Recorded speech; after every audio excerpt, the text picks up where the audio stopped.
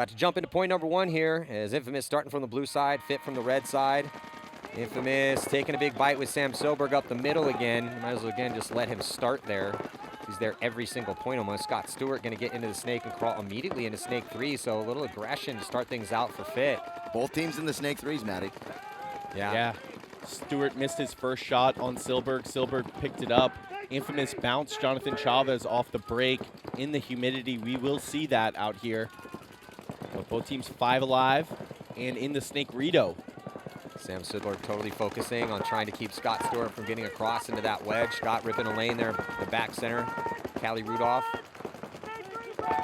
Both teams 5 alive in almost the same positions, all rolling their gun. The difference is Sam is up the middle and Fit has 3 on the snake side, right? So, but really similar spots, even though he's up the field. They're all kind of doing the same job, just from a little bit different positions on the field. Thomas, not sure how it's going out in the divisionals. I go, you got your son out there playing in what division? So Keith, for this one, he's guesting on a D4 team.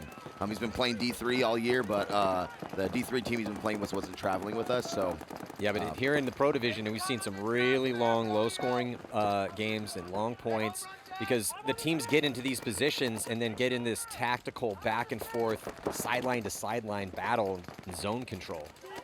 Yeah, well, you know, I talked to Jason Trozen about it, and these are great blind layouts, but when you get to practice them, they're always going to turn like this. It doesn't matter how you design it, because the 2 hards are always going to push against each other, and the 2 softs are always going to sit against each other. Great point, Thomas. Chavez getting shot out here over there on the Drudo side, and from the scouting report, if Fit has any weaknesses going in this event, they did struggle on the Drudo side from the scouting report from other teams. Yeah, and it's a tough death because you got to stay alive in that position. So bulk of their firepower from the center on over to the snake. No one on the D side at all on that top side here for PB Fit. See if Infamous can do something with it. Oh, but Zach pushes too hard in that gunfight. Having the wide body, you just need to contain right there and let something materialize, right? You got 2 on the snake side. All he had to do is wrap and hold, or get, who's that, Trevor behind him, to do that wrap and hold and then try to work into that wedge. I don't think I would have picked a gunfight there. Cyrus Geringer, that's a deadly man in that South Electronics can. He's the one who put the shot on Zach Patient, I believe. So now a 4-on-4. Jonathan Chavez, the first to walk for Fit. Pretty evened up situation here. In this can, the South Electronics bunker, a tall person in there is actually really good. It's like built for a tall person. Like, generally there's not too many spots you're like, hey, and a size is an advantage. On that can, very tall, shooting snake side is a massive advantage because you can actually shoot into those beams and you can trap the guy from moving. Where if, you know, your average height, or a little bit less like me, you're shooting over the beam and they can continue to move up the field, right? So Mason now on the inside of the wedge with Scott Stewart still. Oh, looks like another body going to drop. It's Mason getting caught over the top. Cyrus Geringer going to filter into the mini wall. Yeah, Silberg just putting a shot on Mason, popping the top of that center brick, and Seaball getting shot in the fill. So Infamous with a 4-on-3 advantage. However, I think they've gone to sleep on Scott Stewart. Yeah, Scott Stewart got to keep the gun this way. They did go to sleep on Scott Stewart. He comes across and he gets the kill inside. And does he eat up Brustleback too? No, Brustleback's still alive, but Scott Stewart all the way on Infamous' side here trying to turn the tables.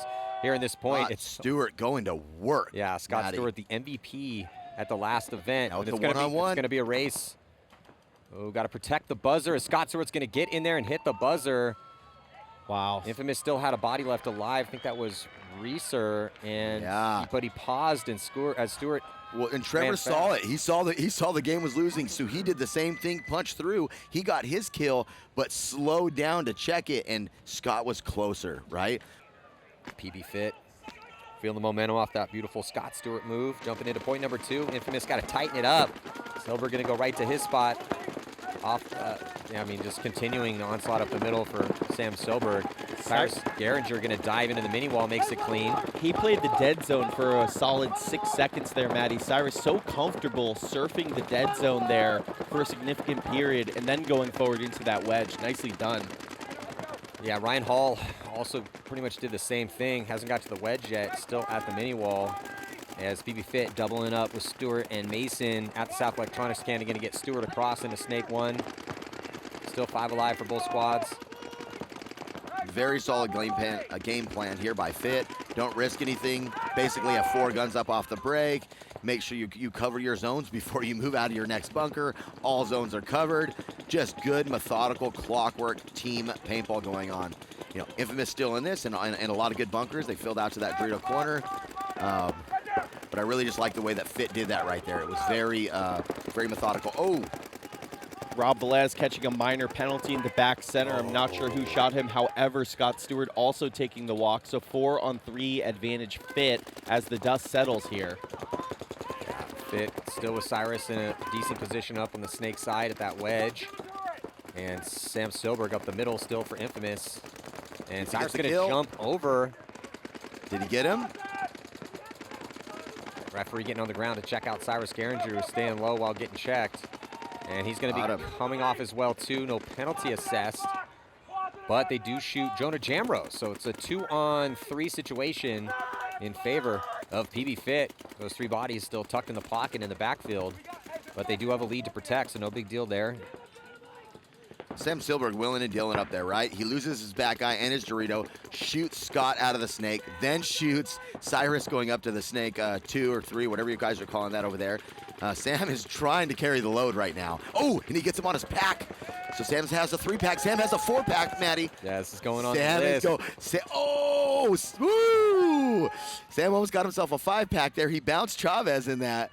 He killed 4, bounced 1. Way to carry the load, Sam. Good point. Down on bodies, stuck in the pocket, and just working, man. I like that. Sam Silberg able to capitalize here in a low body situation. Catches PB Fit sleep, and they didn't know where the body was. And, you know, one of the intels that I was getting talking to the leading lights in the game about this field is that if you don't know where that body is, he can make you pay. So tied 1-1 here. So far, Infamous hanging with PB Fit. A little under the 9 minutes on the clock here. And Scott Stewart quickly into the snake for PB Fit. Fit doubling up that back center. Some more breakout here for Infamous. Maddie, I think we've seen more 5-on-5 breakouts on this field than any field in recent memory.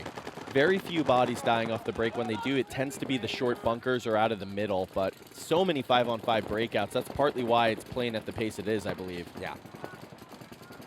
Scott Stewart thinking about moving up. Got to stay low here as he moves up into snake 3.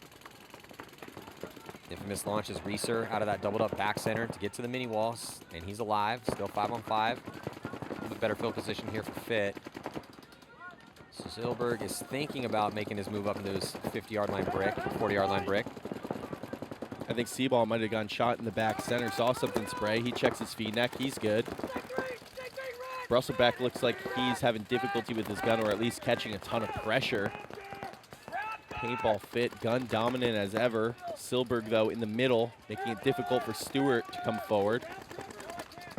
Ooh, and he stays over way too long over the top and takes one in the goggles. Slams the ground in frustration, knew his mistake instantly. 5-on-4 advantage Paintball Fit now. Yeah, a little bit more proactive on the offense here for PB Fit to take some ground, now with a 1-body advantage. Cyrus right next to, right behind Stewart. Right, and that's when it gets really dangerous. That guy can shoot over the top and shoot at both the home and the Dorito Temple, and then really let this front player go to work. Zeba going to join his compatriots here in the snake structure, gets up to the wedge. So this is the typical stack we've seen constantly here, Thomas.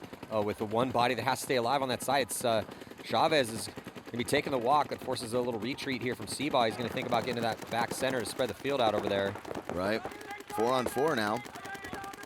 Yeah, I actually wouldn't be surprised to see Caleb Johnson getting a spin over there. Chavez doesn't quite look himself out there so far today. Obviously, small sample size, but 4-on-4 situation. Maybe sit him for a point, but you got to get Chavez going. Totally agree. This just isn't a field where you get going on the Dorito side, though. That's a you know what I mean? Like, but I think Chavez is one of the best Dorito players in the game right now. Let me make sure that's stated, because I don't want to get any online hate. This isn't a Dorito side field. You know, it just isn't. You have to play a different type of game. I'm with you, but I agree with you. But I think he has that in the bag of tricks, though. I don't think Chavez is not a one-dimensional snake or a D-side player. And True. now outside movement here for Infamous is able to get Russell back corner bunker on the D side. Great comms as always from Scott Stewart and Paintball Fit. Did we lose Chavi? Asked Cyrus Geringer in the middle. Yes, confirms Trenton Mason. Love the question and answer. Yeah, not a lot of shooting going on right now as this point's running a little long. Really nice job. Buys that Trevor Reeser in that mini wall, calling red, red, red. Velez instantly switches his gun to try to make sure that Stewart doesn't come forward, but now Cyrus Garinger coming onto Infamous's side of the field. Oh, and he's going to go right up to their side. Do we have a camera angle? Is he crawling? I'd love to know if he's crawling through there. There we go. Thank you. And there we go. Take a look at that. He's being watched over by the middle player, and he's going to crawl. He can go crawl to the outside of that wedge, wrap around, and destroy this can. Scott Stewart's going to make his move across the 50-yard line. He makes it clean. Going to load up a pod and try to start wrapping on that back center. And here comes the move. Yeah, Trevor Reeser with the big dunk on Cyrus Garinger. Gets him clean and gets into that snake 3 position. As that happened, Mason dies as well, too. That's why Trevor was able to go. He shot Mason and ran through. Yeah. So he got himself a nice 2-pack. So we'll see if Stewart can do it again here. He's in a tough spot. In a 2-on-4. Really nice job by Reeser there, living behind his guns. Scott Stewart is on his last hopper here in the 50 snake wedge. Another high body situation that Infamous must capitalize on here with 4:20 on the clock. Infamous has the count wrong, though. We'll lose that gets caught by Scott. Yeah, tough death for Patient as Infamous now still in a high body moment, 3-on-2. Travis Lemansky gave them an ear beating after that first point when they blew the high body situation, and now risking another squandered opportunity. 2-on-3 now. Scott Stewart so deadly. MVP performance at Atlantic City now. Well, from the position, he's able to pop the top because of that hurts Cower no longer. Now he has to retreat. No, didn't look like he hit him. Brusselbeck misses Scott Stewart on the retreat. Scott knows he's there. Seaball now making moves up the Dorito side. Yeah, gets into D2, wrapping around towards that sideline. Infamous, though, totally focused at that 50 wedge here on Stewart cross field. So they need to get Overwatch. There's no one on Overwatch at all right now on Seaball. Looking at Seaball to protect that 50. Brusselbeck's put his gun that way now. Reeser cuts inside to the Hertz tower. Tries to catch Seaball, sleeping, does not. Now he's in a sort of a tough spot. Ooh. Oh, he knows though. Oh, so Reeser checks himself, pulls his gun up, shoots Seabaugh. No penalty assessed, so Scott Stewart missed him. Goes in now a 2-on-1 here in favor of Infamous. Brusselbeck is going to get eaten up by Scott Stewart, turns into a 1-on-1. And Scott Stewart bounced the can over there. That is a minor. That's literally a minor. Yeah, so as Brusselbeck walks off, it was either Brusselbeck or Reeser said he was on his barrel, begging for a talking penalty, doesn't get it. He's picking paintballs up off the ground here in this tie game with 2:43 left. Is that Ryan Hall or Cowley? It's Ryan Hall. Ryan Hall. So Ryan Hall, not sure how many bullets he has left, but Scott Stewart is doing his due diligence to try to get the cleanest paintballs off the grass that he possibly can. Rub them off and then put a few of them in his hopper. 2:30 tie game, 1-on-1. Oh, and he gets the crossfield coast-to-coast shot. Scott Stewart. My goodness. Scott Stewart is the man. Oh, my. Yeah, so Scott Stewart picking up paintballs off the ground, somehow finds a perfect one as it shoots accurately downfield and gets the shot in on Ryan Hall. Takes 10 years to make an overnight success. As we can see here on the replay, there's Scott Stewart did miss that crossfield shot. He's begging for a penalty. There was no ref. There was 3 or 4 refs on Reeser. Reeser spins around, shoots Seabaugh. He bounced Ryan right there. Yeah, and then he goes in, realizes he's completely out of paint once he shoots. So he might have used his last stream to shoot Brusselbeck. Brusselbeck begging for one on his barrel, not going to get it. And he realizes, oh, man, I'm out of paint. All right, he's asking, hey, that's a talking minor. Doesn't get that. Picks a couple more paintballs off the ground. And then it's going to get the crossfield kill here with a 1-ball in the pit. It's like, come on, guys, we really need to capitalize on these high body situations. On the breakout, looks like Fit might be losing a body as... I have not seen this move yet. Sam takes their tower off the break. Even though Infamous lost one off the break, he's still in their side. Oh, and he kills Trenton Mason there, too. So evens the body count, and Fit's going to lose Seabaugh at the back center. So 4-on-3 advantage Infamous. They did lose Zach Patient off the break. Yeah, But Silberg's still at the spot, and they Fit just did dip Scott Infamous Stewart. lost 2 off the break. Sorry, 2 off the break, Matty. Yeah, and- Tim and Zach. yeah, so 3-on-3 situation. Yeah, but PB Fit's got a body up on the snake side and all the way into snake 3, so Sam Silver's got to be careful here. It's blocked out from that wedge, though. Yep. Yeah, Cyrus Geringer sees Ryan Hall move over into the snake. Fit definitely knows it's a 3-on-3. Silberg, sometimes tough when you're playing these dicey center bunkers to know what the situation is. He's going to catch Cyrus Geringer, though. Oh, Cyrus get him clean? Yeah. he did. Silberg was more focused inside and didn't see the moon out wide. And so Cyrus makes him pay, turns it into a 3-on-2. Callie now out to the Kevin Callie Rudolph out to that Trito corner. Going to try to sneak one in on Cyrus, see if he gets him. He does. Ryan Hall catches but one. they trade. So that is going to do it here, as still 2 bodies left alive here for PB Fit to put their 3rd point on the board with under a minute to play. Yeah, this was the point. It's the one. That's the difference between the good teams and the winning teams out here and the losing teams. The good teams are converting their high body situations, not squandering advantages. You're not going to get to play 10 points out here. It's not going to be 5-4. Yeah. So when you get the chance, you got to seize the opportunity. And there's levels to that, right? Because if you know you're in a high body situation and you still blow it, that's really rough. But if you don't know you're in the high body situation, okay, we had some problem with communication, we lost bodies, you're less at fault there, but it's still a problem. Well, and in both of these points that Fit won, Infamous had the advantage. Yeah. Right? Now, to be fair, in the point that Infamous won, Fit had the advantage, and Sam just carried the load and shot, what did we say? Eliminated 4, bounced the 5th, right? But, and it is one of the fields you could do that, but really, truly, Infamous had the driver's seat all game. Fit won the match, though. Yeah, it's Exactly. been that type of year, though, for Infamous. Just not able to capitalize on situations, making too many mistakes. There was the move on Silberg. I love the play call to send Silberg there. It did produce a kill, but Cyrus got the drop in on him, and then Ryan Hall dying out of that position.